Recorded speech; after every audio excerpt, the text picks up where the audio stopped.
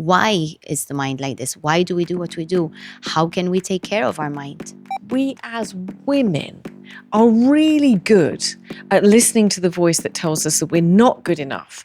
What do I really want? Who am I? Why am I here? Anyone, absolutely anyone, can transform from where they're at into something they want to be. Keep pushing and you'll get there. You can be whoever you want to be. There's no one like you. Go and do it. Welcome to the She Word, conversations that women rarely have, but really should. The topic of this episode is one that I believe as women, as human beings, can benefit probably more than most. I truly believe from personal experience that we can all get trapped in a job, a diagnosis, a relationship, an upbringing experience, a mindset, a health challenge, or a label that we don't want. I believe that all of us can feel that our experiences can define us, and that's it. We can think that we are the lot that we've been allocated in life. Well, this show is going to blow that idea apart and empower all of us that transformation is possible for every single person. And transformation is a powerful process that will redefine the way that we look at the world. Transformation isn't always fast. Often it's not very glamorous, and it can be very painful. But it is entirely possible for every single human being. It's possible to transform your life from where you are to where you want to be, even if you don't know where that is yet.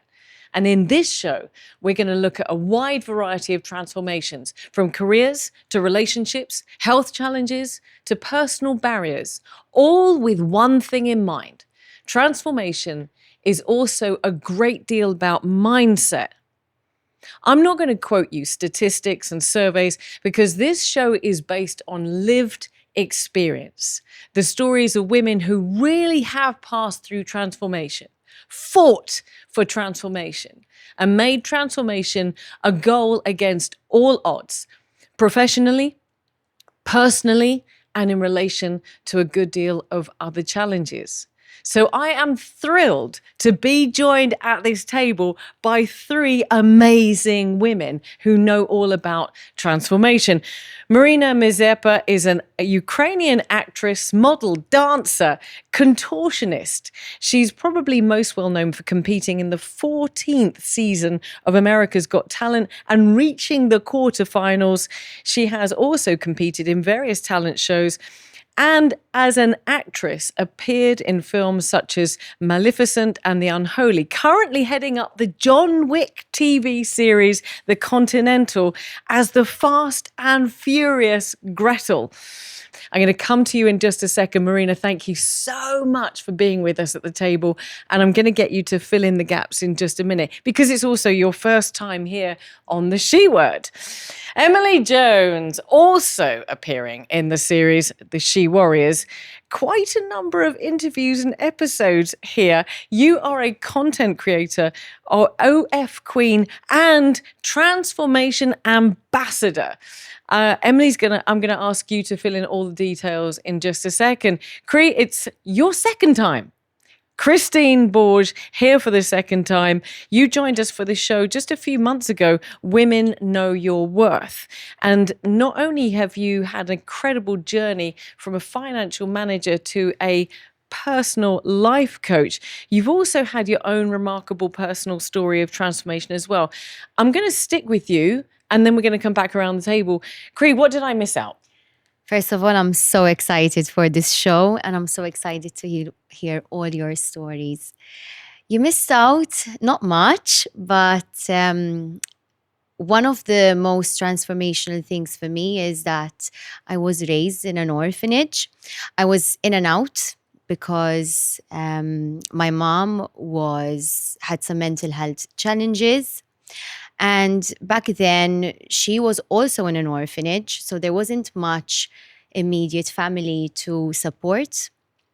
And every time that she had a relapse, I would end up being, taken into the orphanage. And a chunk of my childhood is that experience.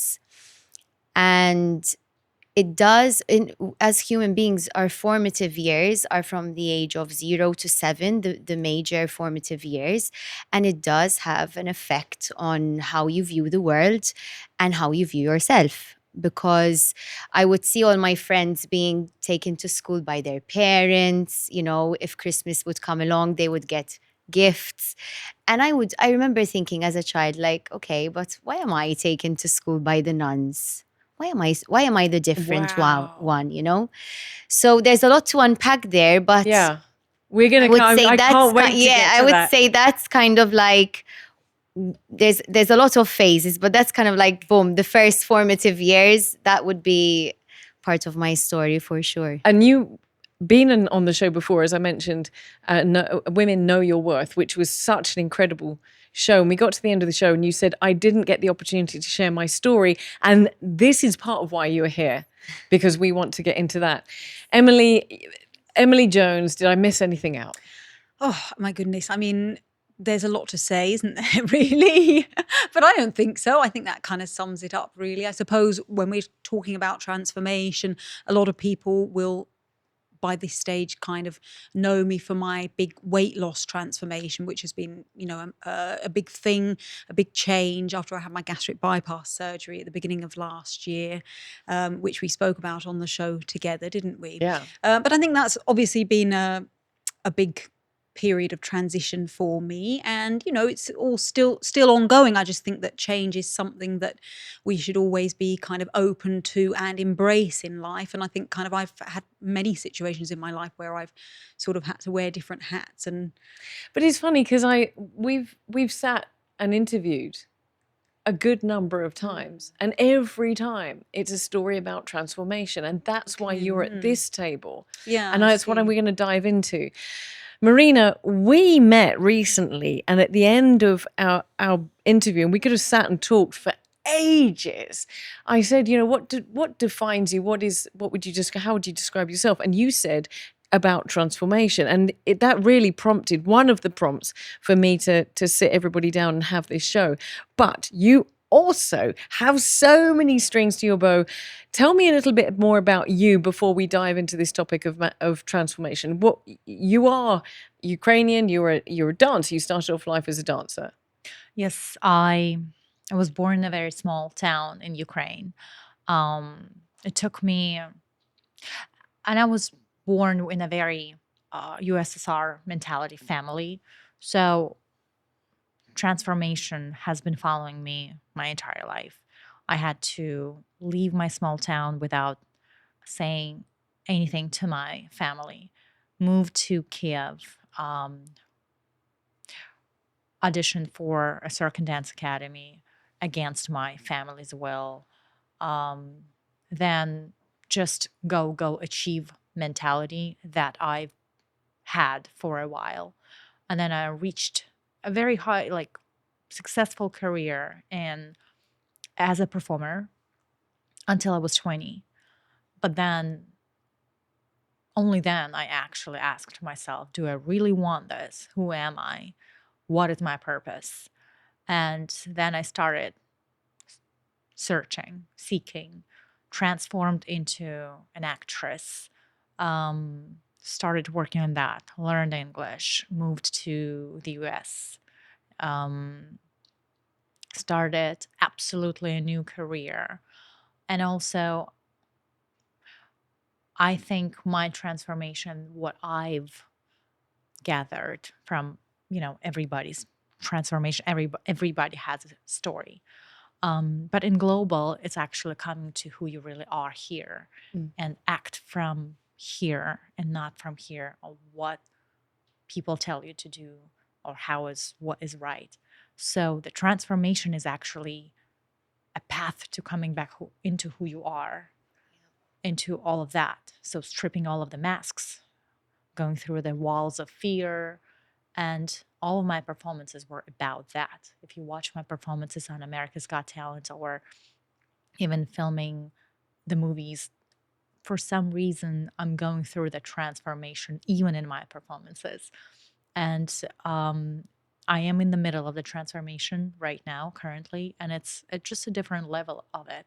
You're constantly transforming. You're constantly getting better, getting, I hope, like as a human being, right? You're constantly growing. And I'm going currently through a transformation, but it's a personal transformation. And this is really interesting because I'm kind of stopping you guys because I feel like we could just launch into this, and I want to. There's so much to be said. This topic of transformation is huge, and I'm so glad that you're at the table to discuss it.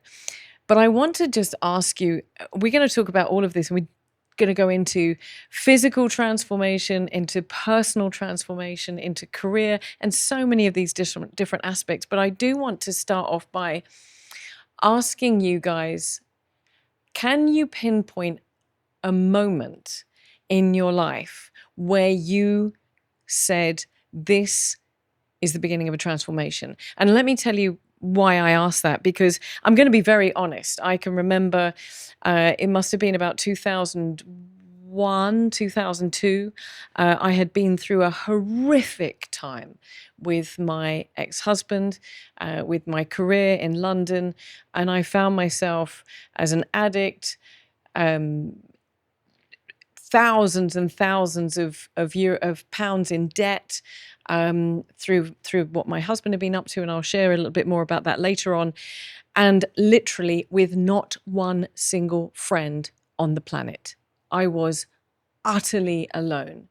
And I sat there on the Friday afternoon before a public holiday, before a bank holiday, a beautiful sunny afternoon, on the windowsill of a 6-story building, and I wanted to die. That was it. I had chosen that was going to be the end. That was the end of my story.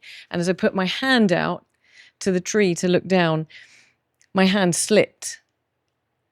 And for a moment, I thought I was going to fall. And that moment was the beginning of a transformation, was the beginning, because I said, you know what, I don't want to die. And the voice inside me said, this is not the end, Trudy, we're going to start again. And that came from an extremely dark place. And I think sometimes transformation does start from a dark place. So I would say, and I've said this before, that is the moment where I said, okay, now is the beginning of a transformation. And we'll talk about what that looks like, because it certainly isn't straightforward and easy. But can you pinpoint, guys, where transformation occurred for you? I think for me, the transformation, the pinpoint happened after a traumatic experience, which that for me was the turning point in retrospect, and I'll explain. So I'm 15 years old. I just finished my private lesson after school. I go to Bujibba to meet my friends. And I receive a phone call from my mother. Christine, come home. In 20 minutes, I'm going to die, and I want to see you before I die. And I'm like, Mom, what's going on? She's just come, get yourself at home. I was 15 years old. I cannot drive. Obviously, I didn't have a license. My friend at the time was the only person in the group that drove. He drives me home. By the time I get home, 20 minutes had almost passed. I arrive home. My mom's laying on the sofa. And I tell her, Mom, what's going on? She told me, Christine, in 20 minutes, I'm going to die. And I said, Mom, 20 minutes already passed. What's going on? I knew something was off. I was like, what's going on with my mother? She tells me, call the ambulance. And I said, okay, but what am I going to tell them?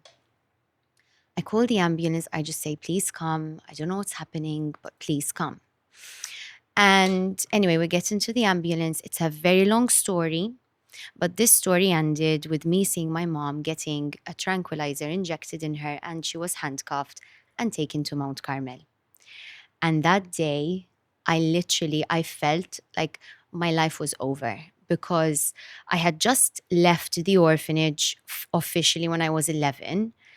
Me and my mom had a good thing going. Like, we were really, she was in my life even throughout my childhood, but in my world, everything was going well. And when this happened, at the time I was studying to be an architect.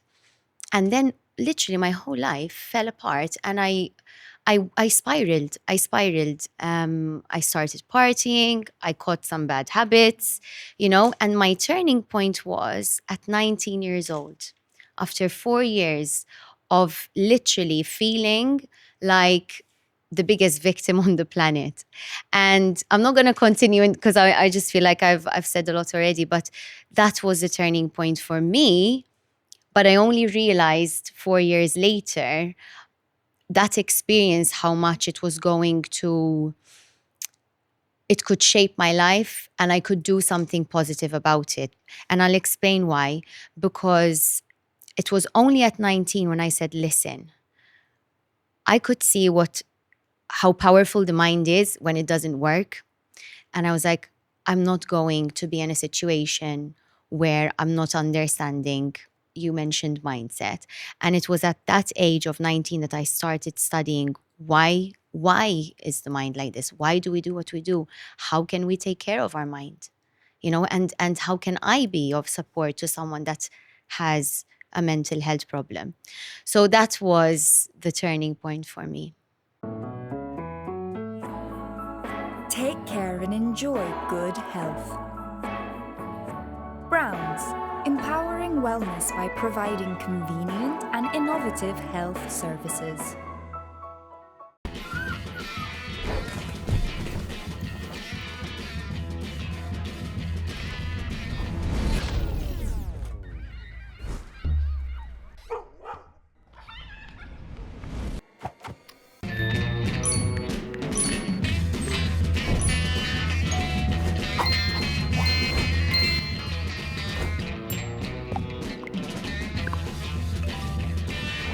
Periods are part of the game, but they don't have to throw you off your game.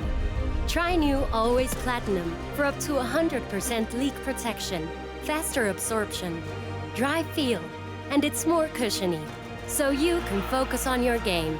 It's a new Period, always. I'm looking at Emily and I'm looking at Marina because I'm looking at Emily because you said something when we spoke in an interview before that kind of echoes two things that we both said. And that was, I remember you talking about the time you were on holiday and you made a decision. Would you say that's a transformation point for you? Yeah, I'd say so. I mean, I think it kind of stemmed a little bit from, so what Trudy's referring to is that a story that we told on a previous podcast is that I had gone on one of my friends, it was her hen do, I think it was, and we kind of went on a girls' trip to Croatia for it. And at the time, I had been struggling with a lot of issues with my own health. I'd been on taking steroid medication for a long time, and kind of it had changed how I looked a lot. I gained a lot of weight, but I also had a very round face, and it just sort of made me feel, I just felt a bit rubbish. And I think what we spoke about at the time was that I kind of was on this holiday and just feeling a bit rubbish about myself, and that I sort of had a long, hard look at myself in the mirror and kind of said, okay, no, stop this now. We're not going to, let this temporary insecurity or whatever it was that I was feeling at that time mar the experience. We're not going to let it kind of overshadow everything. You're here with your friends. You're, having this kind of amazing opportunity to have a great time with your girlfriends. Like, just relax, let it go, and like get out there and have a good time. And I really did. I remember kind of having that moment of speaking to myself. But I suppose thinking about maybe how things started prior to that, I know I've spoken about it so much on this podcast and also like in my own content, that I do feel very strongly that my mum's diagnosis and illness was such a massive turning point for me, particularly the fact that she fell ill so suddenly and that she was, seemingly well and fit and healthy before that. So it was just a very stark reminder that your life can change in the blink of an eye, and not to take things for granted. And I know obviously there's so many people who've had experiences like that in their own life, but it's so eye-opening when you kind of think to yourself, my goodness, you see somebody very close to you who has sort of always been doing things in a certain way, thinking about the future, making sure you kind of stay in line and do everything that you're meant to do. And then boom, life throws something at you that you just wouldn't expect, and it can just take away your freedom. Your health is so important, and it can change in the blink of an eye, and it affects everything. So it's kind of really, I think that whilst it's something that it's strange, because you do, once you're over the initial shock of it, you kind of do revert back to how you were thinking before. You lose that kind of sense of, oh my goodness, you're kind of a little bit erratic when you get some bad news or something crazy happens. You kind of feel a little bit unlike yourself. And then eventually you do tend to sort of slip back to that old mindset. So it's good sometimes to have a little bit of a reminder that, life is short actually. So...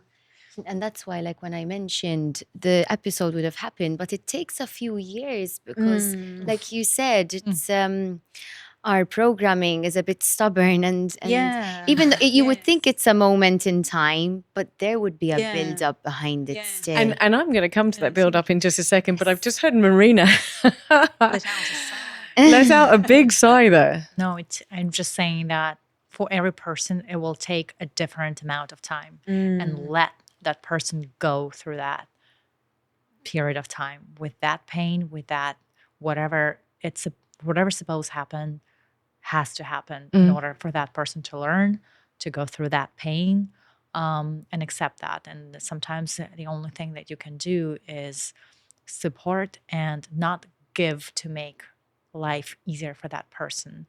And I just realized that on myself, and I'll talk about it. But because if you help in whatever that is, maybe your child is struggling with being responsible, and you as a parent give him money constantly just to make it easier, or like whatever, that's not the... Yeah. So that transformational period of time has to come from here. That this is the only way. And can you identify a moment in whatever circumstances where you said, okay, something's got to change. I need to change. This has got to change. My circumstances have got to change. As I said, I had different ways and points of transformation, right? Like we're talking about like the physical, right? Like mental, but career, right? But I think I'd love to address the transformation for me started, the real transformation of coming back into the truth of who I am, and searching and seeking that purpose of my life, and really asking myself questions. What do I really want? Who am I? Why am I here? Until 24, maybe, I think I was just so driven in order to live a better life than my parents were.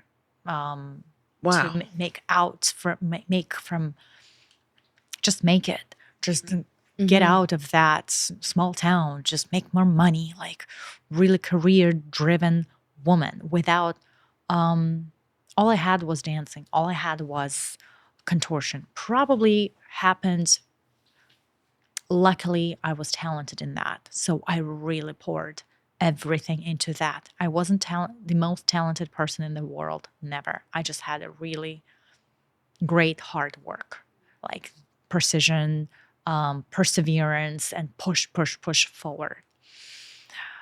And I never knew if like that was exactly what I loved doing or really was enjoying. Yeah, it became my passion. It became the thing that I'm the best in, but because I was really working the hardest from everyone. And then I got to the point where I moved to the States. I started my acting career. I started learning English. Acting always breaks you if it's real acting. It kind of like, it makes you, it forces you to go deep into your heart and face your fears and face those like fake bullshit that you have and really learn about yourself. It's like therapy. You can't be a good actor if you don't know who you are. So that was a breaking point for me, I think, where when I was filming the John Wick TV show, The Continental, in Budapest. I was 23, 24. And for the first time in my life, I think I was just by myself a lot. I was forced to live in a separate apartment. And before that, I was just lucky meeting people. Like I was dating a boyfriend from 18 to 21, then from 21 to 25. So like I lived with someone who would take care of me, or we would be together, or like my personal thoughts, ideas, and needs, and someone else would be in my sphere. And most of my boyfriends were older because I have my trauma from my childhood that I've been working on for so many years now. As I say, it takes time. Yes, yes. And I didn't have any like point, like, oh, twig, and like this something happened. But slowly and slowly, I just started spending time with myself. I started meditating. I was so lucky to meet great women that I was filming with, the actresses, and I am still so grateful to the conversation with Albert Hughes, the director of The Continental, when he really told me some things that basically the conversation finished with a phrase, "I'm telling you this because you're worth hearing it. Otherwise, I wouldn't waste my time." But it was harsh. But I've learned that before that period of time, I was so external. I was just one of those human beings that I was so like all about things, and even though I was so authentic, I was so like fun to be around, but I was such a people pleaser. I wanted to make everyone happy, everyone like me. Like I was not attached to this. Like I wanted to be good, a good girl. I wanted to be the best in everything and everywhere. I wanted everyone to see me as perfect all the time. I want to be perfect everywhere. And I never was a good actress until then, because you can't be perfect. What is perfect? A white wall? It's not interesting. So I guess the starting point for me started sitting alone in that apartment and acknowledging. It started with my body, and that I started with self-awareness that I have a problem. Started with transformation about my food, because I used to have big issues with food. I almost had a dysmorphia, body dysmorphia. Yeah. Understandably, because I'm a ballerina, professional dancer. Like I have to, control of everything. Yeah. So I realized that I used to control my food so much that that control spread into every aspect of my life.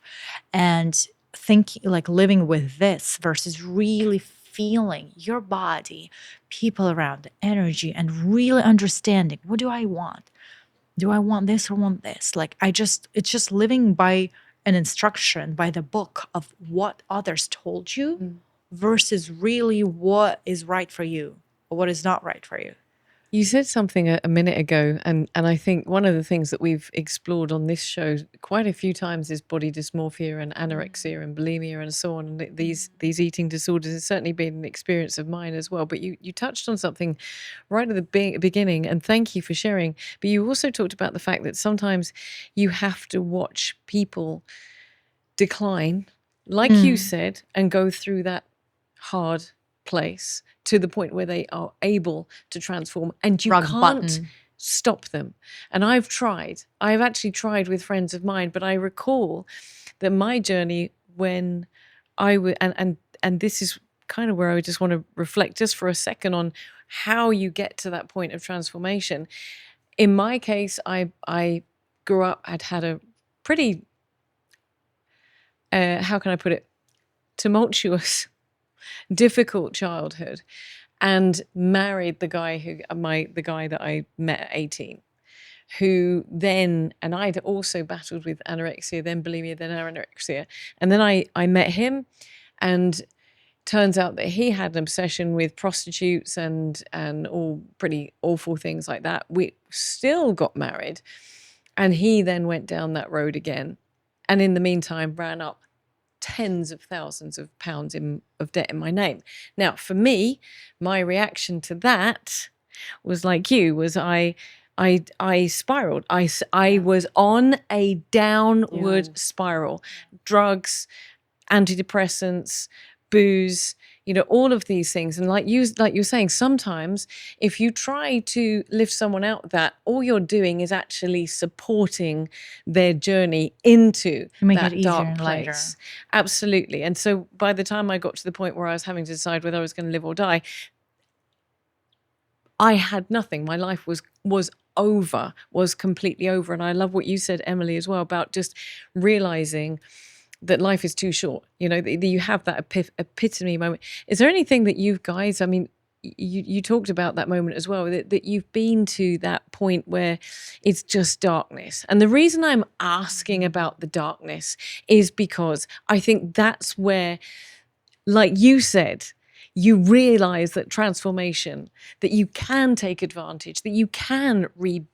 I feel sick because of what I'm going to say, but I really want to share because the intention of what I do in my job, and I have shared this in sessions, but like not in this way, but I have to, because if someone's listening and is in a dark place, I really want them to have hope. So for me, it was, so just to paint the picture, my mom was in the hospital. At that time, when I was 15, I was going to go down the route of the orphanage, and I was like, absolutely not. Anyway, we had some arrangement. A beautiful woman by the name of Jennifer took care of me. I love her so much. She was my mom's neighbor, and she was just kind of making sure I'm alive. And I needed a job. When I was a 15-year-old girl, I didn't have the legal age to work. And to cut a very long story short, I started working in bars. And there was also times where I danced to get money as a 15-year-old, 16-year-old girl. It wasn't anything outside of that, and I wasn't like stripping or anything like that. But I'm a 16-year-old girl, and I need money. And in my head, I always remember my mom telling me, Cree, if you don't want to end up like me, you need to study. And I was in school, I was always first in form each year, and she would be so proud, clapping for me every year. But what happened when I needed to stop studying to make a living, in my head, I was like, at that age, that's it now. My only chance to go to university has been ruined. So my future is over. So to go back to the dark place, because she left Mount Carmel, she came back, and I was living with a patient basically. And part of the program back then, I don't know if it's changed now, is they would assign a social worker to kind of support the child. And I was on one of the nights where I was dancing, and my social worker walks in. I was like, oh shit. And she obviously saw me, and she left. Obviously, the night ended, and I went back to the session, and she's like, Christine, what are you doing? You were studying to be an architect. You're first in form. Like year after year, you smash your whole entire year of class. What are you doing? And I told her, well, help me find a job because I haven't got the age to work. She's like, no. If I help you, will you stop? I was like, yes, of course, I need money. I will stop. She gets me to go to an interview, and I walk into the interview, and there's 3 interviewers, and it was basically like, I'm not going to mention the job because I don't want to be offensive, but it was a very basic role, obviously a day job. And in this interview, I had to do 3 exams. And the exams, like tests. And they were maths. I was amazing at maths at school. Anyway, so I do these tests. I go in. There's 3 people interviewing me, and they said, Christine, what's your background? And I was like, I work in bars and things like that. No. But what have you studied in school? And I was like, I was studying to be an architect, blah, blah, blah. Really good in maths, physics. And they said, well, you're the first person that has interviewed for this job and got full marks in all the tests. And I was like, oh, thank you. And they said, we're not going to offer you the job. We're going to offer you something better. And anyway, they offered me to do like a similar to a secretarial job.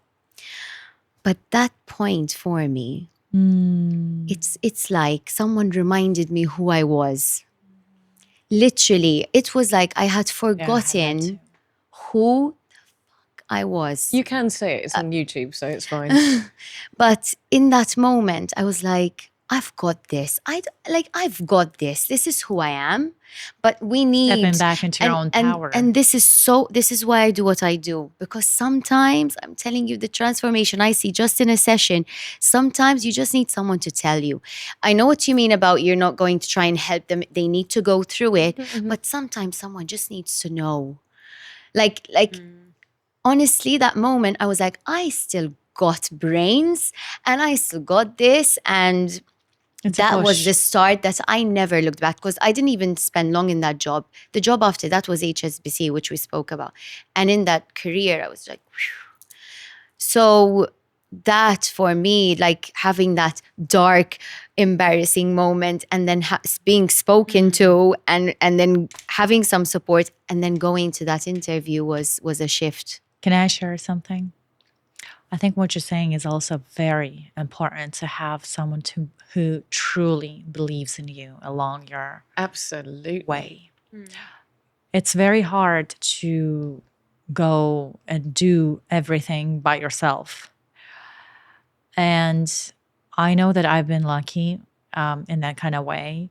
And I'm so grateful for those people who made me happy along the way. I know I'm responsible for my own happiness, but I'm just so grateful that people can add to it. And support. My personality, and I had to work on it a lot, but along my performing career, I was so lucky to meet my mentor, San Sanic, and he was my teacher, my drama teacher at my Cirque and Dance Academy. But he became my grandpa, my friend, my mom, my dad, my everyone. I was so fortunate. But he would be like, you are Mazepa. There's no one like you. Go and do it. He was the one who pushed me to perform for So You Think You Can Dance for the first time.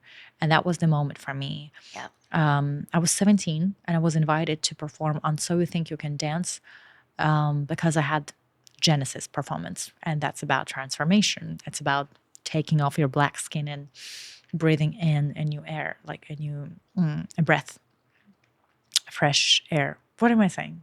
Fresh breath of air. Fresh air. Breath of fresh air. Right. And I wouldn't go. Just knowing myself, and now looking back, so many events in my life that I went through, if I didn't have someone who really believed in me and pushed me forward, I don't know if I would do that. I didn't have enough confidence. I didn't have enough, because especially at that age, though. At that age, coming from a very small town and being always like, I'm not good enough. I'm not good enough. I'm not good enough. And I didn't even speak Russian or Ukrainian. I spoke Surgic. It's a mixture. It's a very village way of saying. So I was just so insecure. So passing through those insecurities, you really have to build that circle of the people who believe in you, who push you forward and constantly loves you, really, truly love you. Absolutely. But I absolutely. Not always that happens. Absolutely. And I think, and you just add that, not always, that doesn't always happen. But you have to build that circle. You do, without a shadow really of have doubt. to You do do have to have people around you that believe you. Yes. Transformation does have to come from the inside. And I think that's where it has to start from. Awareness. And cheerleaders along the way are absolutely fundamental. I'm looking at you, Emily, because I'm Yeah. thinking of your input for this. Yes. Well, I think I do agree that it's important to be around the right people for sure. I suppose at the end of the day, you're saying that you didn't have that confidence in yourself and so on, but I'm not sure if I believe it. I believe that there must have been, deep down. Deep down, absolutely. Yeah. No. Yes, I've always had this burning desire to go and propel in my ass to go forward, right? Yeah. But it maybe but gave you a people little bit of around. Oh, absolutely. Like a helping hand, but I was the one who created that performance. I was the one who came to my mentors, like, what do you think about this? What do you think about that? He's like, who's that girl? Like, oh, I don't know who you are. Like, get out of me. Yeah. But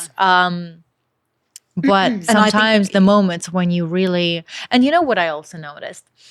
Sometimes you don't want to share that with everyone or like really be that vulnerable and weak, I would say, but it's not weak. It's like you want to share some personal things and fears with a person who you really trust. And we have some thoughts, like scary thoughts or like thoughts filled with fears.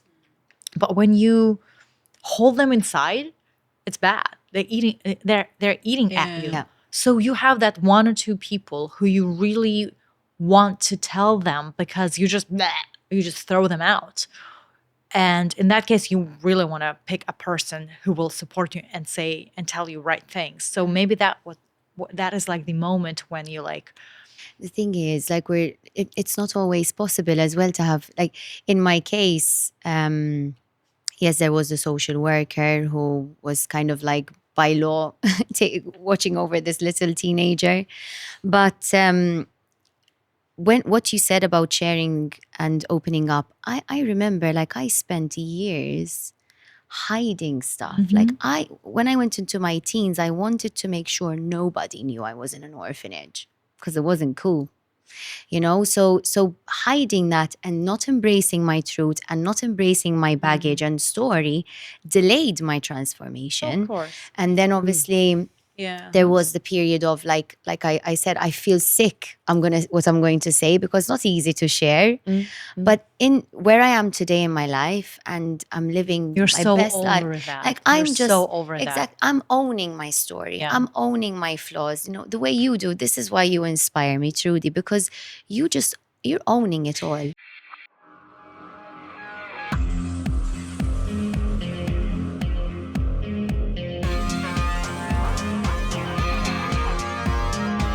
Ideal Standard, celebrating 90 years of success in the local market, exclusively from Satariano. Something about the way you bounce makes me want to keep you around my mind. Something about the way you sound shakes me up and makes me get down on my. Welcome to Maison Perrier. Discover Maison Perrier Chic and enjoy our new non-alcoholic cocktail range. Maison Perrier. Enjoy our new sophisticated mocktails.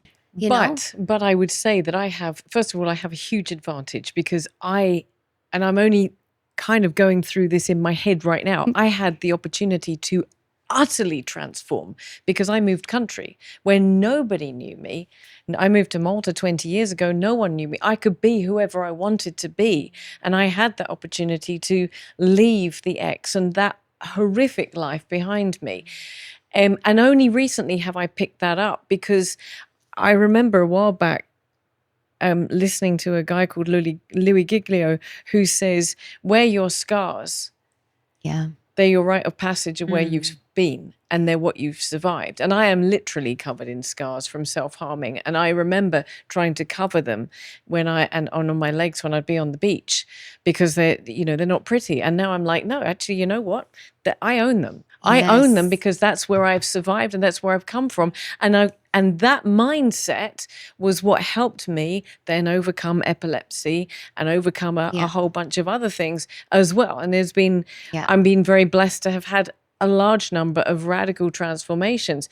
But I think we have to own it. We can't we can't, at some point, we have to make peace with it.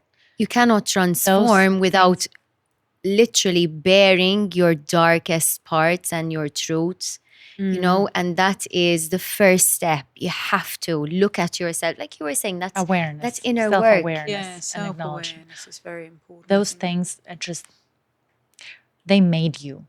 Who you are right now is what you went through through those dark times, or whatever you think those dark times were. So all our stories and like our traumas, they made us. We wouldn't be who we are right now without them.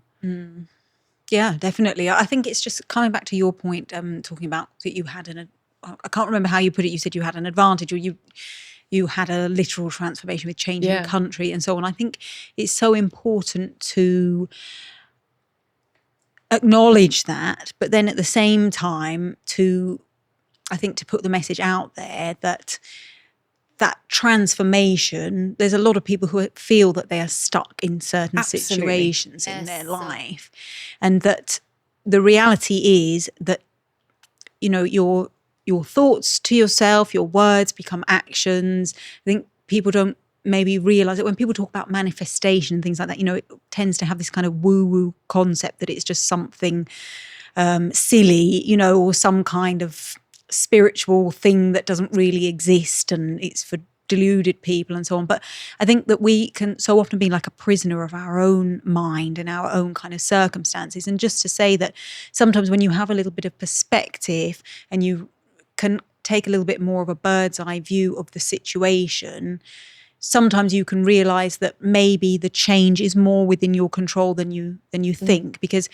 whilst maybe it did help you that you had that kind of physical change of space and so on, an environment, there's people out there who don't have that opportunity, who are maybe surrounded by, you know, maybe younger people who are surrounded by immediate family and their judgments, or, you know, obviously we're talking in Malta here where people have a lot of extended family and close-knit relations where they fear judgment and, you know, sometimes persecution from family members or friends or society and so on, that you can choose to make that transformation when you want to. Yes. It's not easy. It's by no means easy. It's not a switch, but ultimately you can do it with really digging down to that mental power and clarity.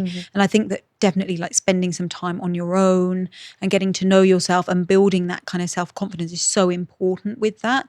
But just to say that really, when it comes down to it, you really can decide to be whatever and whoever you want to be in a way. Emily, that I makes any could not sense. agree more. And in my reference to moving country just was that it made it easier for me. Yeah. It made it easier for me because I'd already gone through my transformation journey start, but it made it easier to have distance. Yes, and I to think have we can have distance, distance exactly. even when we're in the same room, in the same Yes. house, Yes. in the same building. We create our own boundaries. For me, mine was very boundaries, physical. That's it. But I will absolutely 110% agree with you on two things. First of all, nowhere is too dark, too deep, too miserable, too desperate that you can't come back from. No. Anybody can transform. Yes. Anybody can transform. But you said something back there, and I want to touch on it for a second, because you alluded to the fact that transformation might have a starting point, but it takes work. And there has to be a consistency and a persistency.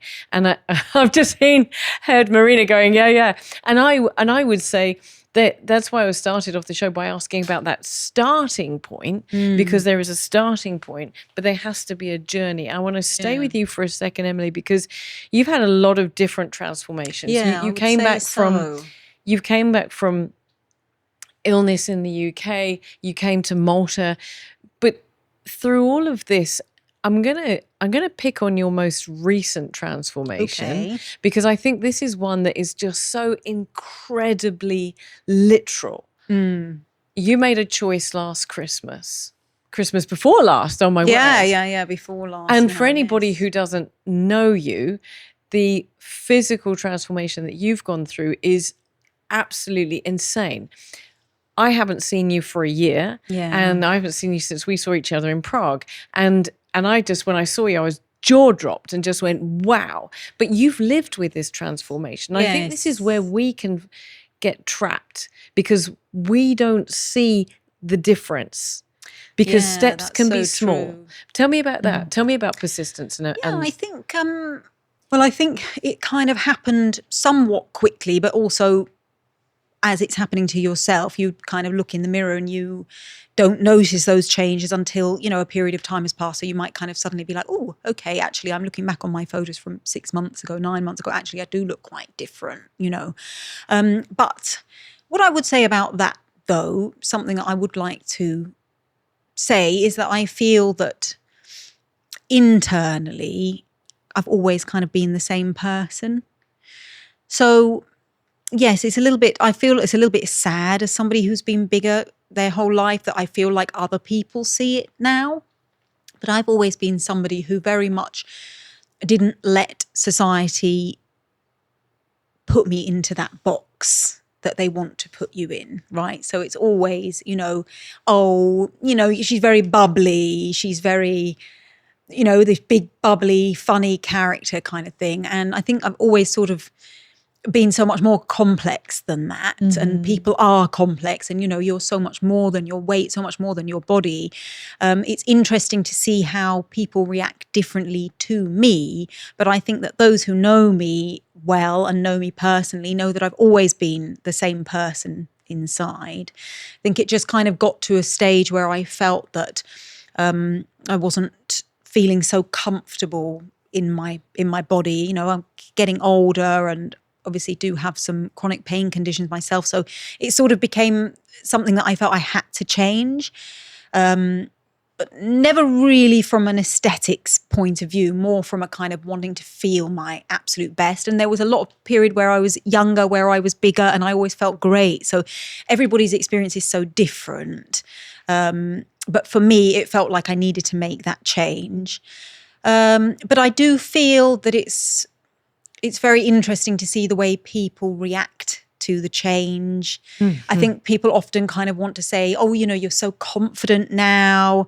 But I've always been a confident person. I think that kind of, maybe the internal journey is more that it's just interesting for me that as I've sort of been going through this process of healing from dealing with my own issues, but also my mum's illness, caring for her through her terminal cancer, and then my dad's sudden passing after, that whole very traumatic story that I'm sure a lot of people watching the podcast will have heard me talk about several times. So we won't get into it too much, but this physical transformation was just kind of, I feel, a little bit of an external sign of the internal work that I've been doing. Absolutely. So it's sort of, I've happened to have had this at the same time. So it's kind of been a bit serendipitous that it sort of feels as though I've kind of shed this old skin, this kind of old... Always works like that. But that's the period of time when you were going through this physical transformation, which is diet and like workouts and like that was hard. And how long did it take you? And like why? Because you're talking right now, it's like sounds so easy, right? Like when you see the result, but you don't really see the journey or don't. That's also a very interesting thing, because when I had my gastric bypass surgery, I mean, we always say that a gastric bypass or a gastric sleeve or something like that, or even maybe talking about weight loss medications, that they are tools. They give you a little bit of a helping hand, but if you don't put the work in yourself, you're not going. First of all, you're not going to get the same results, but you're also not making as good use of the tool. So it's not a quick fix. It can be a quick fix to kind of lose some weight, but like if you really want to make it a lifestyle change, you really have to have that self-awareness to understand this where is you're. What my point is. Your every habits have to transformation, change. everything comes from the self-awareness. When you acknowledge to yourself, what is going on with me? I do have a problem, or I want to change this. Making decision, you make the decision. The hardest part is that sticking to it and going through that pain and the constant like pushing forward and not seeing the results right away. But then seeing Still those results, Yeah, yeah, that's the but discipline, isn't it? That's where. The irony. discipline. But it's not only about like physical transformation, Yeah, anything that no, you're it's going not. through. I've been in therapy for the last year, and it's not like something is wrong with me, but I just wanted to become a better person and know myself better. The Because introspection, introspection, yes, but that's the same thing. Like I went through so much time just feeling fears. Like I'm like survival mode. I came from the survival mode, and I'm still learning how to just relax and not really run after anything, and like just life is great. Can I ask you a question on that? And maybe you guys will all have an answer Right. to that. But if you are driven, and I think everyone at this table is driven, Yeah. I definitely find it hard to To switch off. slow down. I load up Mhm. so that I don't switch down. And maybe it's because some of us want to avoid having those moments with yourself so that you don't have to look. I mean, is that what's Exactly. going on? That's 'Cause what happens. it's so painful. When we are doing more than being, we are escaping the beauty that there is in facing yourself. And when you said like you found yourself alone in whilst you're acting in an apartment, with my clients, like this is literally when people have gone all their life either in a relationship or jumping from one Like this. career project to another, and then all of a sudden life forces them to like stop. Yeah. It's like, oh, Look I'm within sad. yourself. I'm Your- sad. your And then nervous it's like system. yes. And the mind, the monkey mind starts to take over and the chit chat. What's the monkey mind? So it's, I mean, I can show I you. use it as a term a lot in my sessions, but it's basically the mind when it's not controlled. But not controlled in the way that you were kind of saying in the beginning, like you have to control your food, more in the way of Thoughts. Yeah. so let's give an example. So the mind is telling you something. And you start indulging in what the mind is telling you, and you go in this rabbit hole of, and all of a sudden you're feeling crap because of a thought that now you believe. I don't know, for example, you think, oh, yesterday when that guy said that to me, it's because they don't like me, whatever. And you just start going into this whole dialogue, and all of a sudden you've made up a story, and all of a sudden you believe it. And next thing you know, you've given the monkey more strength by believing and engaging. At that stage, we need to disconnect from that thought. We not engage, because the mind lies and it makes up stuff. And the voice in the mind is so much more louder than the voice in our heart. And when you mentioned like things like meditating and Yeah. doing the inner work, therapy, journaling, running, like all of these things start to help us quiet the mind. And then when the voice of our Yes. heart is speaking, we can actually listen to it. Yes. And there's a lot of people that say to me, well, I don't know the difference. You can't tell the difference is because it's the mind speaking, because it's too freaking loud, because you're engaging Hang on, in stop it. that. Stop that again. Okay. If you can't tell the difference between your mind speaking and your heart speaking, it's definitely the mind speaking. Yes. Talk me through this slowly, because this is really important for anybody who's facing transformation, whether it be what Marine's gone through, whether it's been what I've gone through, what you've gone through, Emily, and all of the discipline. I mean, with all due respect, you make your transformation sound, I think you said it, Marina, you make it sound really easy, but there must have been times where you're fighting your mind. Yeah. With all due respect, also because a lot of your identity and your success was tied to who you were and what you looked like. Well, I think kind of that also was part of the sort of transformation before it even sort of happened. Was me having to look inward and saying to myself that, okay, yes, I know that that's the box that people want to put me in, that she's always she's the big girl, she's the curvy one, blah, blah, blah. And that's fine. I don't mind that being a USP, whatever. But I'm so much more than that. I'm so much more than that. That was never in my mind, that was never the only part of who I was. That was a very small part of who I am. So I think that's also very important, is being able to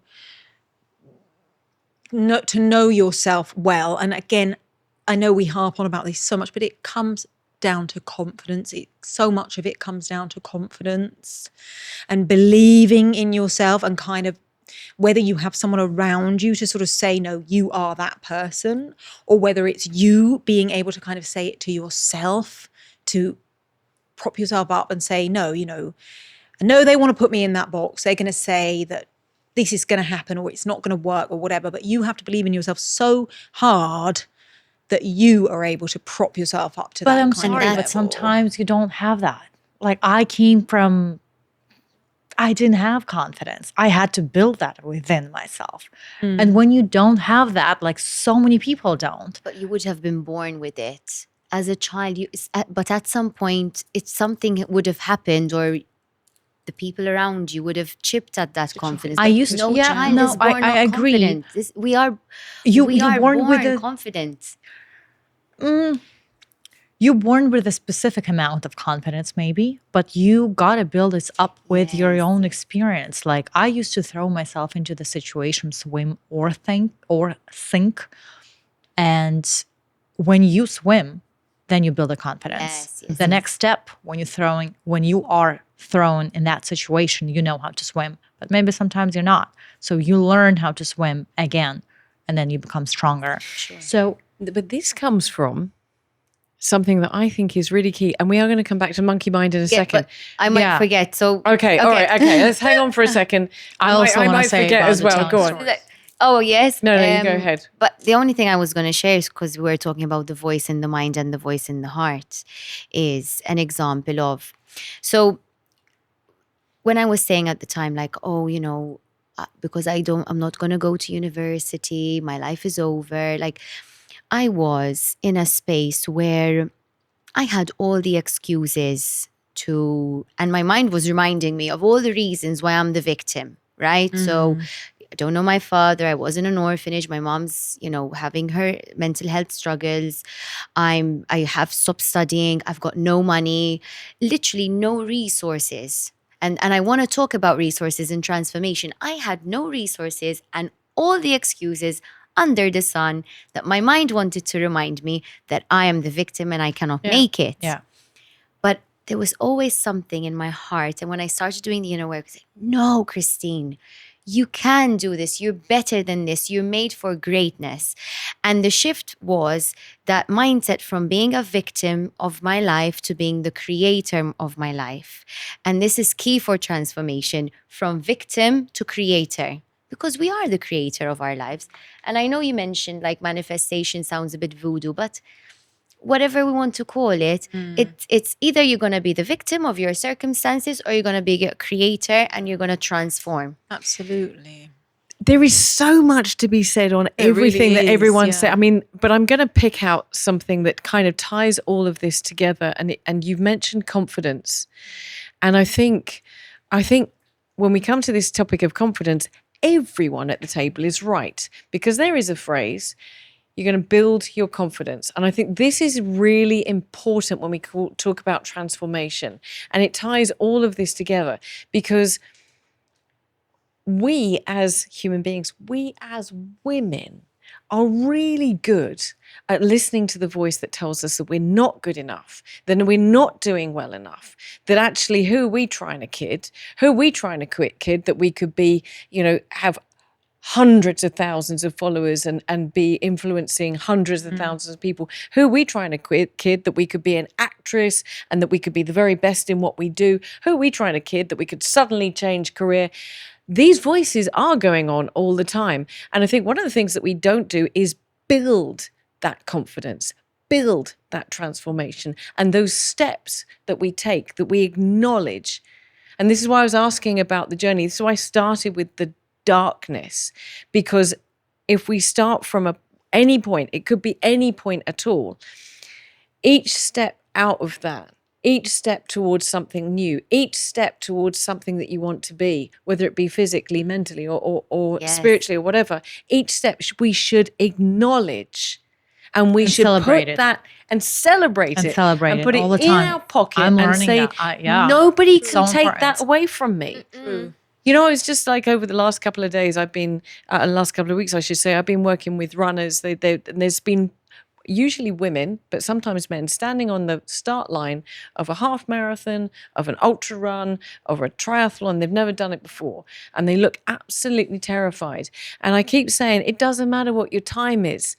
When you finish and you come across the finish line, no one can take that away from you. No one. It doesn't matter what happens thereafter. That's yours. It's in your itinerary. It's in your belt. And when you need to know, when you've had a really bad time, when you need to know, can I do it? I've done it before. Yes, that reference helps. And because the more you can take, like the low-hanging fruit to begin with. When you're just starting the transformation, start with the low-hanging fruit. So like, okay, I'm not going to run a marathon, but I'm just going to run for 10, for 5 minutes around the block. Just something that's attainable, achievable, but it starts to build the confidence. It's just pushing your comfort zone slightly. Oh, yes. That's where it kind of the growth happens, I think. I think it's very interesting you say that about the running for a minute and so on, because I've been sharing this a lot on my really on my Instagram about this, this health and fitness journey that I've been on, that I was determined to get on the Stairmaster, which has always been like that scary thing for me in the gym. I felt like I couldn't do it. I was going to fall off. I was going to be out of breath. I just was, it was just like my dreaded machine. I just kind of thought, I'm never going to be the type of person who gets on the Stairmaster. So one day I sort of said to myself, okay, go on, Em, do 30 seconds. Get on, get acquainted with it, do 30 seconds. That's all you've got to do. I mean, really, you can do almost anything for 30 seconds, right? So, okay, 30 seconds. All right, yes. Was it awful? Yes, it was. But I did it. And then you kind of just feel that little bit of, okay, I've told myself I was going to do it. I did it. Yeah.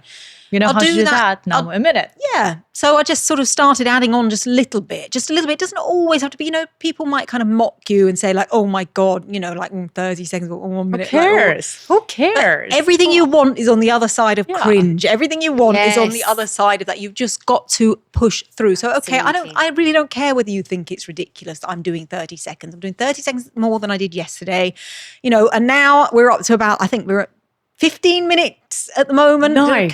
But I literally added on 30 seconds.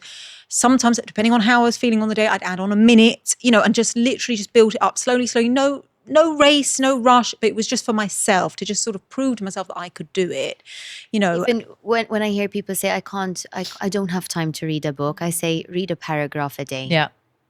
Yeah. And it's the same thing you're saying. Like in coaching, we do like, really what's your ceiling and what's your floor? So like, let's use the book as an analogy. So my ceiling is I'm reading a chapter, but my floor is not doing nothing. No, don't ever not show up. I'm showing up. I'm just going to read a paragraph. Yeah. That's your floor. Some days you hit the ceiling, some days you hit the floor, but you always show up. And what you're saying is it's better to do 30 seconds and not do it at all, because that builds more confidence. And then it makes you so proud about yourself that you can do it. And that feeling makes you do more. Yes. And you know what research also said?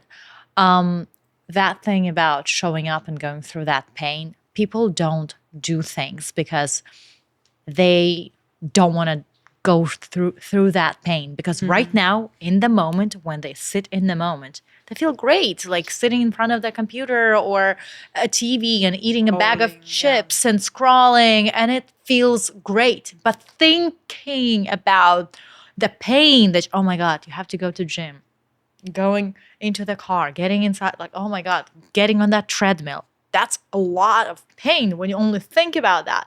And then going through that and not seeing the result for a week, 2, 3, like whatever, that is like, no, I'm fine. I'm just gonna. Dercos, recommended by dermatologists. Anti-hair loss protocol. A concentration of aminexil in a scalp treatment to reduce hair loss by 29%. And in a stimulating shampoo to boost volume by 48%. A potent synergy for hair 3 times stronger. Anti-hair loss protocol. By Dercos, the dermatological scalp and hair expert.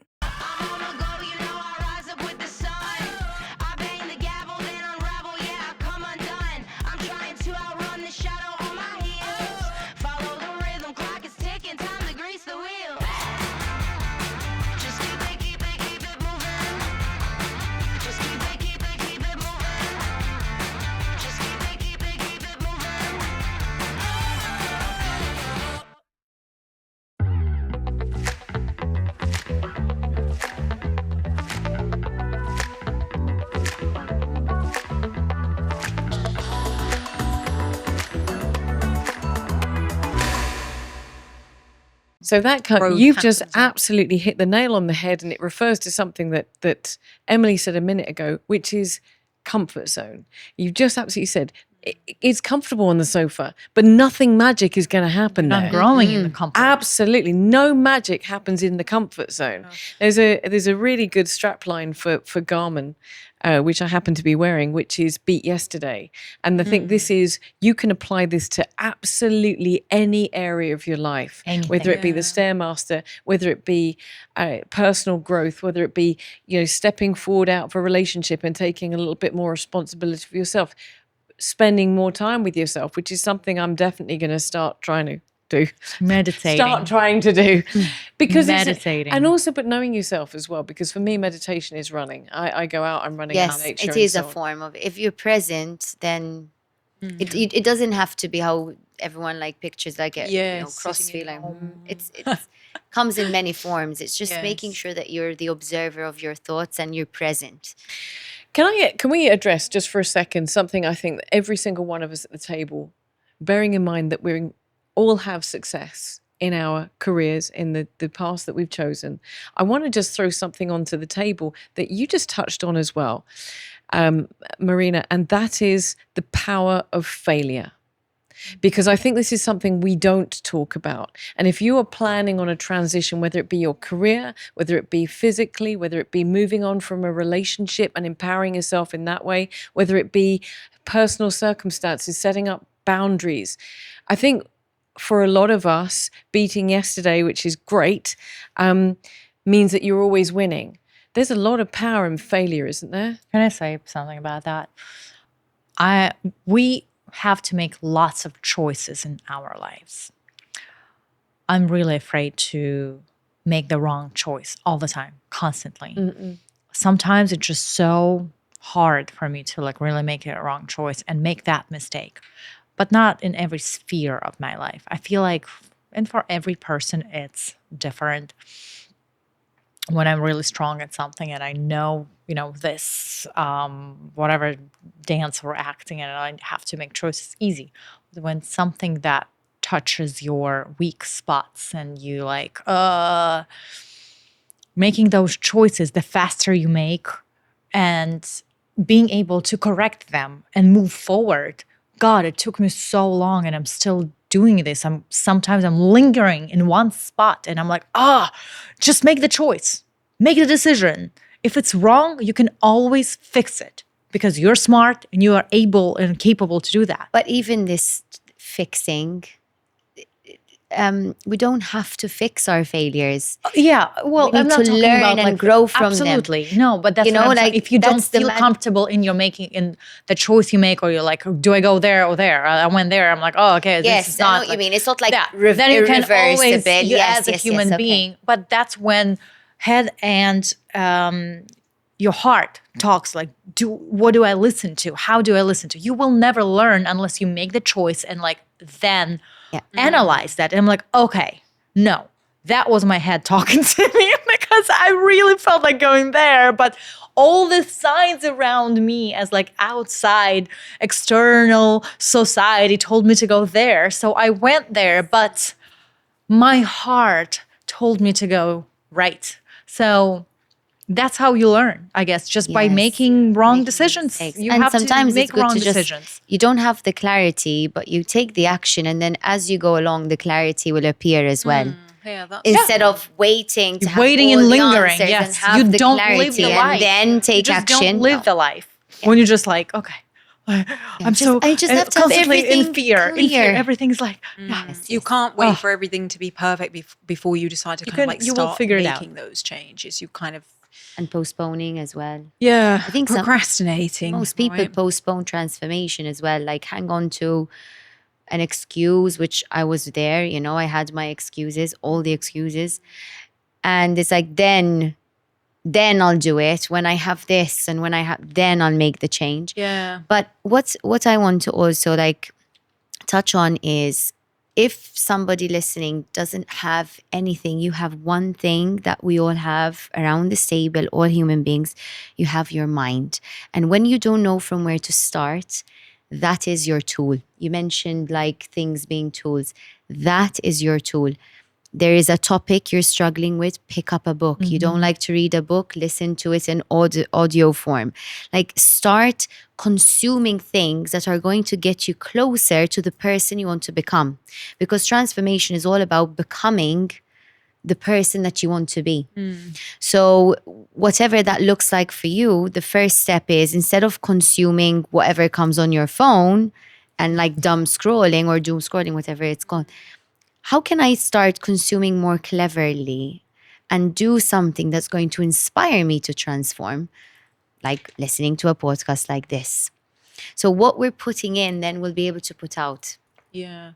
Surround yourself with Yes. the influences that you feel you need to support that kind of Because change. 95% of us in our lives, we're operating from our subconscious mind, which is programmed like literally like a computer. And that programming has happened years ago. And we would be wanting to do this, but because we're acting on autopilot, we're doing this instead. And the reprogramming needs to happen. And it doesn't happen overnight, but it happens through various methods, one of which being, what are you consuming? What are you getting brainwashed with? And this comes back to what I was saying about failure, because I think we today live such, it's one of the reasons I love your Insta stories and so on and so forth, because they're very brutally honest. But I think that we can try to avoid failure. We can be frightened of failure because everything around us suggests that failure is wrong. But if you take some of the most successful people in the world, I'm going to use 3 analogies. Henry Dyson. I think he had 1,576 models of the Dyson Hoover before he came across what is now the most successful home appliance of all time. And then also J.K. Rowling. She went to 12 publishers before someone took up Harry Potter. She had failure in her face every single time. And then if you look at Sylvester Stallone, coming back to the acting, Sylvester Stallone went to every single producer in New York over a decade before anyone picked up Rocky, which is now one of the most celebrated films of all time. And I think this is where, on our transformation journey, we can be just knocked down because we don't have that understanding that failure is the connection between here and here and can guide us. Yeah. And even like these people that try to knock us down, these are angels in reality. Teachers. Yes. Our Like, I love teachers. this quote. I'm so glad I get to say it on this show because it says, they tried to bury me. What they didn't know is they were burying a seed. Love it. That's nice. Yeah, it's like, Never heard that one. and that failure. Yes, cheers. Cheers. I love that quote. Oh, hang on. Here you go. Cheers. Say that one again for us. To bearing the seed. They tried to bury that's me. nice. What they didn't know is they were burying a seed. And when you failed because someone said no to you, someone broke your heart, someone rejected you, whatever that came in, that's amazing. Because you get up and you show up again and you come up and flourish from the ground.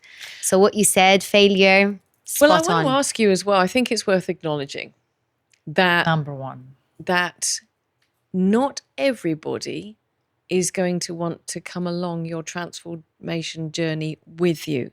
And for whatever reason, in my personal experience, I've gone from here to here in my life. And I've been very honest about it and very open about where my starting point was, and where I've ended up now is here on a table with 3 amazing women having this conversation. But not everyone's going to want to come with you for one of 2 reasons, I do believe. One, because your success, your transformation, your growth can be their threat, because it highlights within somebody that you may have even had as a trusted friend. It might highlight the fact that they are not transforming and they are not growing and they're not moving forward. But also, it became very apparent to me only in the last couple of years that sometimes people don't want to come on your transformation journey with you because they want to know, they want to keep you as you were. Because for them, that is the stepping stone for their success. They want to be able to say, no, I would prefer to think of you as that because that makes me feel good about myself. And that's being brutally honest. Yeah. And I think that it's worth being mindful of that, is that not everybody, and I'm looking at you, Emily, because you've had this, and I'm going to give you guys a moment to think, but I'm going to ask you, Emily, because your transformation over and over and over and over and over again kind of epitomizes itself in what you are, the transformation that you're going through now. Now, I know for a fact that not everybody's wanted to come with you on that journey. Not everybody acknowledges your transformation. Am I not right?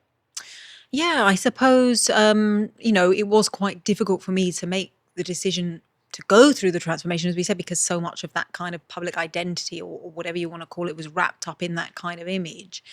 But I don't know, I've always been somebody who's quite... I mean, it really comes down to the confidence, kind of being confident and sure of yourself and sure of your decisions, and really sort of, I think something really important, like when you're trying to make a change or to transform, is to this expression of like, show up as her, show up as the person that you want to become or that you want to be, right? So it's like, you want to be that girl, right? You just literally have to decide one day, okay, that's what I want to do, and I'm going to put the changes in place to get there. So you really can be in control of it, but bolstering that self-confidence to put the actions into place is something that takes work and takes looking inward and really being able to kind of silence naysayers. And it's not easy. It's not an easy thing to do. Tell them to fuck off. Yeah, basically. Actually, they would love that because they want that supply. The best thing is to just ignore them and pretend they're invisible. Starve them, honestly. But the thing is, what we need to acknowledge is in every human journey, we've all been there before. So the people that are, for example, jealous of someone's transformation or they want to keep you, we've all at some stage, whether it's 20 years ago, 10 years, or recent, we've all been there, because every single human is going to be there when they're not doing the work. So, and there is a pace. So like the first part where you're just living your life, you're not happy with yourself, you're not on your purpose, you're not on your mission. When someone else's success makes you jealous or you're not happy, maybe you'll be happy on the outside, but internally you're like really not enjoying someone else's success. And then you start transforming. And then all of a sudden other people's success is amazing and you are loving everyone. And and there is, it's like one of them is like the first part and the second part, but there is a part in between. And I like to mention this because there would be people that like would really have tore you down, and really mocked you. And you mentioned cringe, tell you you're cringe and look how much she's changed. But there will be a time where these people are going to come to you and are going to tell you, like they're going to ask you for advice, or they're going to be inspired by you. And it's at that point, we are not to say, oh, now you're coming to speak to me after you made fun of me or after you didn't celebrate my success. At that point, we have an opportunity to let go of what they've done and help them transform, because they need to be on the other side where they are transformed and happy and cheering others on, like you're doing on this podcast for all these women.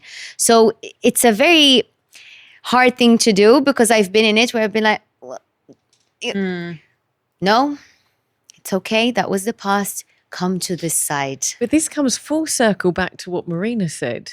I don't know, about an hour ago, you were talking about the people that were around you, your cheerleaders, the women that when you were in that hotel room that came alongside you. Yeah.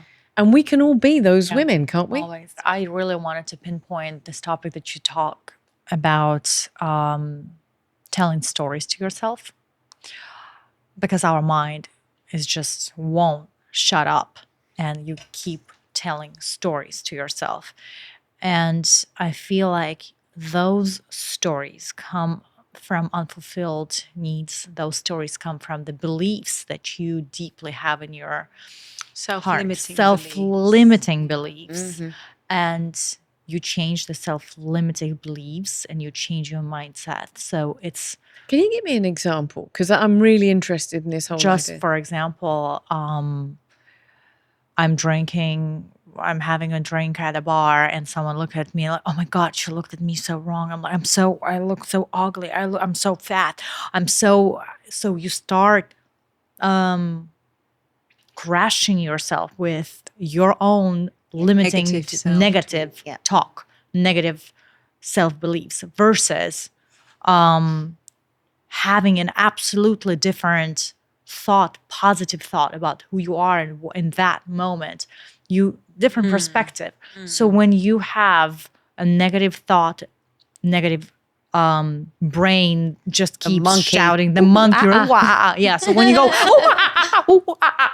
to yourself, right? So that's what you become. I can tell she's an actress just from that monkey. Absolutely. We have a beautiful actress then at the table. when you change, when you really go deep and when you work on yourself and you change those limiting beliefs, then you don't think that way anymore about yourself. Then you change your whole life. So your beliefs first, then the thought, then the action. When you put that, as you spoke about the actions, thought first, and then to get yourself to decision, and then to the action. It's the process, and not everyone is capable of doing that. But you just start doing that first, and step by step, Reprogramming the subconscious mind. Like, that's it. I know it sounds like so much, but like, you're not exercising, you start to exercise. You're not meditating, you find a form that is good for you. You're not listening to those thoughts and observing them, you find a method that speaks to you. You're watching and consuming content that is not fulfilling, you shift the content and make that something fulfilling. Your friends suck and they're pulling you down with them, you shift your group of friends, because behavior breeds behavior. You could be doing all the work. That if you're surrounded by these, they're gonna. It's just the way it works, You become pretty much the people you hang out with. Yes, actually, it's interesting that you say that. I saw somebody talking about this on a podcast, and I think it's so relevant here that he said, okay, you can go and have your coffee in Starbucks or wherever, it's going to cost you whatever. You go, you have it, you sit with everybody else, you're not rarely taking a very inspirational moment from that time. But if you took probably the same amount of money, maybe a tiny little bit more, and you went and spent the morning sitting in the lobby of an expensive hotel, of somewhere where, very successful people spend their time, spend their money, the energy, the vibe, it just sort of puts you in that kind of environment that can shift your mindset. Yeah.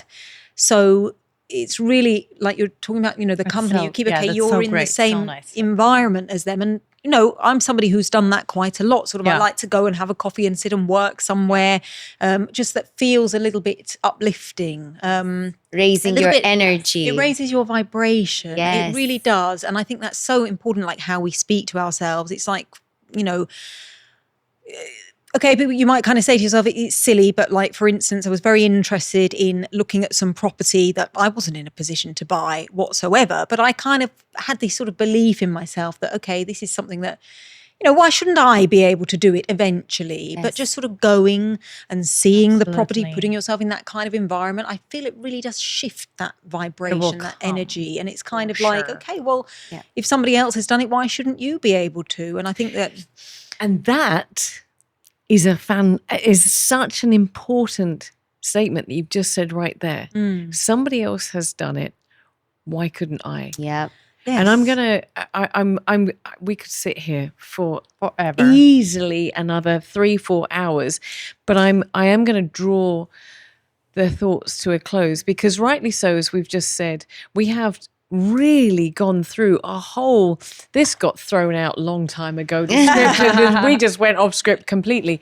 And we've talked about so many things. There are so many golden nuggets that I would suggest for anybody.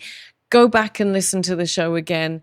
You know, we chapter at the bottom of the show, so you can actually go back to, this is going to be really, really challenging to chapter, but you can go back and find the bit of the show that's most relevant to you and that you want to listen to again, because rightly, as you said, Cree, you've got to take on board those messages. You've got to take on board the information that you want to hear.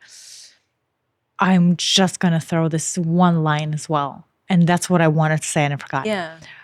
One thing is learning and listening to it and filling your brain and the whole body with information. Another thing is applying it.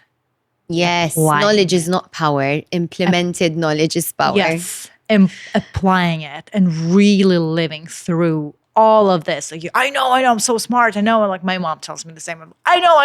I'm like, so I'm so smart. I know all the psychology. Don't teach me. I'm like, let's go do it.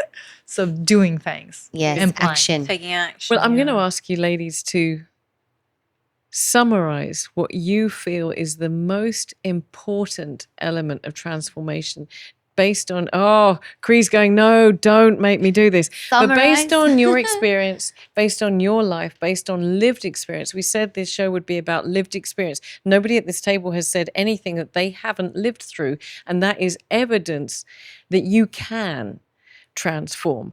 I'm going to start off where I give you a moment to think about Looking it. away. No, I mean, I'm going to give you a moment to think about it. Okay. I'm actually going to I'm going to say my piece, Okay. which is that I do believe that anyone, absolutely anyone, can transform from where they're at into something they want to be. Whether that be moving away from a bad relationship and into something better, whether it be and finding themselves in the meantime, moving away from a bad job, a toxic environment, moving away from a health issue that you don't want to be in. I mean, you're such a beautiful example of that. Moving away from a career path into something new and challenging yourself all the time. Anyone, any single human being can do that. mhm. Every single person is capable of it. And once you start doing it, it's like a muscle. Every time you do it, it becomes easier and easier and easier until you realize there are no limits, only what you can imagine. Holy cow, that sounded good. Woo! Motivational Thank speaker. you so much. Wow, where did that come from? Yeah. So who's going to go first? Who's going to go first with their thoughts? I think that the hard thing is to recognizing and own up to, I have a problem. I need to work on it. I'm sorry I was wrong. That to find that truth, what really feels ugly inside, Yes. and I need to really tell myself, yes, Marina, you fucked up. Yes, that's not right. Yes, you got to work on it. Yes, it's like, so being able to do that, that's hard. That's a skill. But that's where you start the transformation. Bravo. Yes. Bravo. Well done. And I think I'm going to get Emily. I'm holding, you're like, don't make me say it. Bubbling up. Bubbling up. I'm letting you go last. Cree, I'm coming around the table. Emily. Oh, what to say? I think something that I've learned is that not to let other people push their limitations onto you. Don't let people put you in a box and tell you what you can and can't do. You're in control of it. There will be lots of situations in your life, hopefully not many, but there will be times when you feel that you can't break through that wall and that you keep sort of going at it and you just can't get there. But for all you know, you could be right on the edge of something so beautiful. You've got to just push through that discomfort and believe in yourself that you can be who you want to be.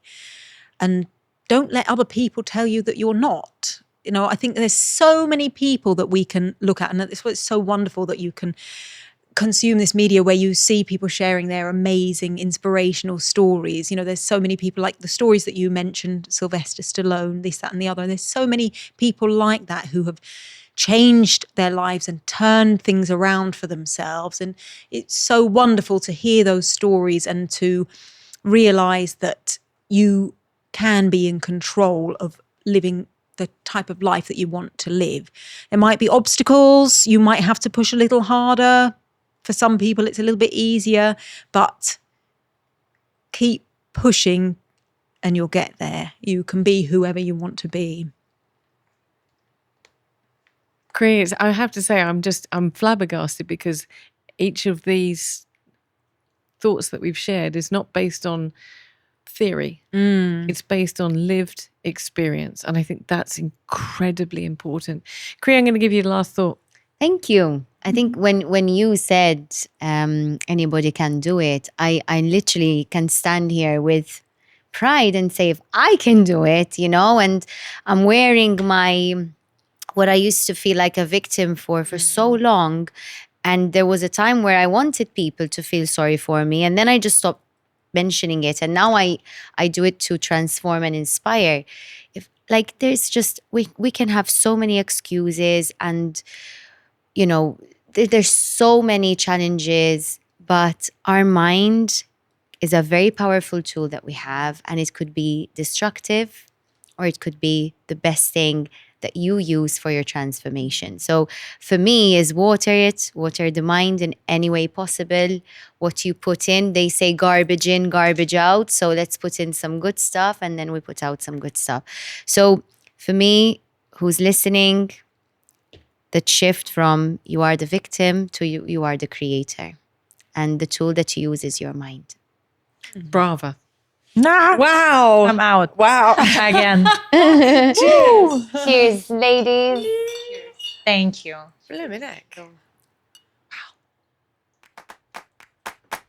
That was golden nuggets everywhere.